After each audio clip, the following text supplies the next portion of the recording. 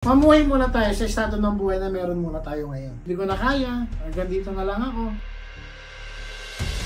So hi guys, so this is me again, like a new day, a new life. So welcome to topic number 5, no? So sa ating how to overcome challenges. So ang topic natin today is balancing ambition and our well-being. Medyo masalimuot itong yung topic natin today kasi maraming nasisirang mindset dito or pagkatao in short sa gantong topic, diba? Kasi kumbaga yung pagiging ambisyoso natin sa buhay, minsan yun na yung marami din nababaliw sa pagiging ambisyoso. So number 1 is bakit sila nababaliw, bakit sila nawawala sa sarili nila. Well, kasi minsan parang alam nila sa sarili nila na hindi nila mamimit yung ganun, kaya parang hanggang pangarap na lang siya. So minsan yung mga tao na alam mo yon, yung mga tinatawag natin mga tao hindi naman totoo, yung mahilig magsalita, yung normal na tinatawag natin mga social climber, di ba? Na minsan pangarap nila maging mayaman, maging ganito, makikisocialize na lang sila doon sa mga gusto nilang maging. Pero alam nila sa sarili nila na hindi sila ganun. So isa yun sa mga na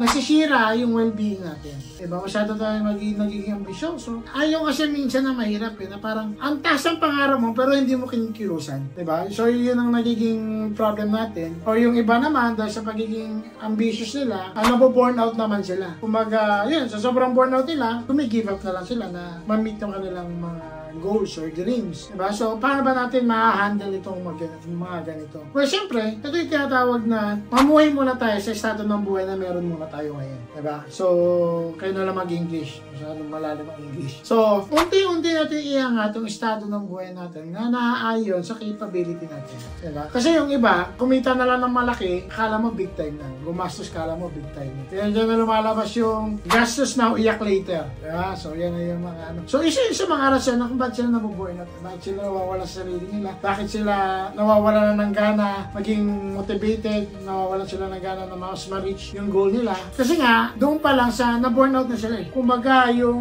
hindi nila mabalanse yung ambisyon nila doon sa estado ng buhay nila. Diba? So, doon na lumalabas yung pagiging nila na hindi ko na kaya, hanggang dito na lang ako. Diba? So, doon sila nahihirapan. Paano nila maiaayos yun? So, start muna tayo sa buhay na meron tayo. Little by little, baguhin natin siya. No, kung dating nangungupahan tayo, kung medyo tumataas ang posisyon, gumaganda ang mga projects natin, gumaganda yung flow ng business natin, from nangungupahan, bili naman tayo ng hulugang bahay. Diba? At least yung renta mo, napupunta na sa bahay na mapapasayo later on. Diba? So, ganon. Ngayon, kung kunyari, mas lumalaki, mas gumaganda ang ating takbo ng karir, o dati nagko-commute tayo, bili na tayo ng motor, bili na tayo sarili nating kotse. Diba? So, kung magkakaroon ka ng switching of pattern ngayon, magkano ba ginagastos mo ng balikan? Eh kung gumagastos ka naman ng 1,000 kada linggo, pamasahe lang. Eh magkano ba ang hulog sa motor? May 1,500, may 2,000, depende sa klase ng motor. Diba? Switch ka na lang. Diba? So, kasi inaman, magkano yun? That's 4,000. Diba? Yung 1 week na gastos mo ng pamasahe, that's 4,000 lang. May isang motor ka na. Kaya nga lang, another expense. Oo, kasi may gasolina, may maintenance. Pero, mas convenient ka ngayon. Mas maganda ngayon ang pag-iisip mo kasi hindi ka pagod sa biyahe. Diba? Magmumotor ka na lang, masarap magmotor. Diba? Rides ka na lang. At least meron ka ng, kumbaga kasi, yung mga transportation na binibili natin, yung iba liability yan eh. Sa iba investment yan. Bakit? Sinerch mo lang naman eh. Dati ka na mamasahe, ngayon nagagasolina ka na. O, diba? O, sa susunod, pag lumago-lago na yung business mo, dati nagmumotor ka, bibili ka ng mga goods mo para pang benta. Ngayon, nakabili ka na ngayon ng sarili mong kotse. Diba? Pero ginagamit mo pa rin sa negosyo. So, ibig sabihin, yung motor mo, hindi na kaya magbitbit ng 8 bigas. Kailangan mo na ngayon nasa sasakyan. Diba? So, ganun lang yun. So, switch mo little by little yung lifestyle mo, hindi yung biglaan. Yung iba kasi nakaranas siya ng 30,000 na sahod, bumili agad ng iPhone Pro Max. Diba? Pero hulugan. Pa kay, sa mga third party na nag-offer ng store mo, which may interest pa. Diba? Wala naman problema kung afford mo, kung wala ka masyadong special, so gawin mo. Pero kung kaya pa naman ang existing phone mo, yung lifestyle na meron ka, ako hanggang ngayon, na cellphone ko, Note Ultra 20, Note 20 Ultra, diba? Samsung. Anong year pa lumabas to? 2022. So, as long as gagamit mo, okay, pero malapit na pang bumigay itong phone ko.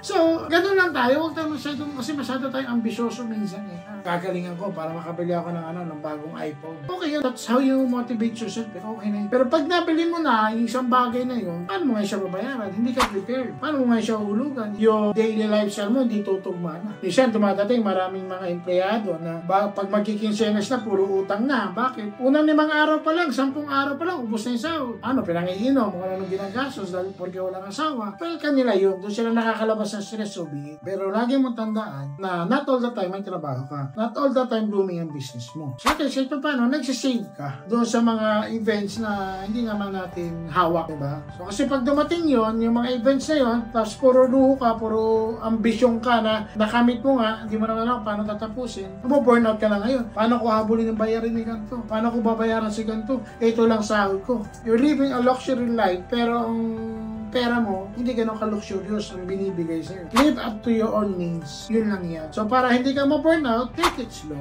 No? Kung pagdating sa trabaho, burnout ka na. Pag burnout ka na, hindi ka na makapag-perform na maayos. Kasi ang iniisip mo, bayarin. Iniisip mo yung ambisyon mo na hindi mo ma-meet kasi hindi mo ginagawa ng paraan. So, tiis mo na. Diba? Ito yung tinatawag natin late gratification.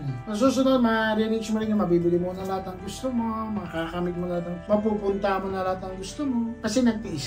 So yun, at least kahit paano nabigyan ko siguro kayo ng a little bit of idea on how to handle yung parang ating ibabalance yung ating well-being while we're trying to achieve our goals or our ambitions in life para kahit paano well in balance tayo. Kasi masarap maglaro sa buhay pag well in balance ka. Work-life balance. Marami po maraming ways to balance it. Not all the time we're gonna work, not all the time we're gonna have fun, diba? So kaya pong gawa ng paraan yan. Yung mga ganyang ways. Kahit na sabihin natin, alipin po tayo ng salapi. Kahit kila naman kami mga negosyantes, alipin din naman po kami ng salapi. Pero lagi po natin tandaan na meron tayong pinapangaraang well-being. Unang-una, mindset, health. Diba? So, self-improvement. So, marami pa tayong kailangan yung may mga anak may mga anak pa tayo, may mga kamag-anak tayo, may mga magulang pa tayo. Kailangan din natin ito. Kasi pag nawala ka, if you lose yourself, mas lalo mong hindi ma-reach yung goal mo. Okay? Hopefully, meron kayo natutunan sa akin today. So, this is it. A new day, a new life.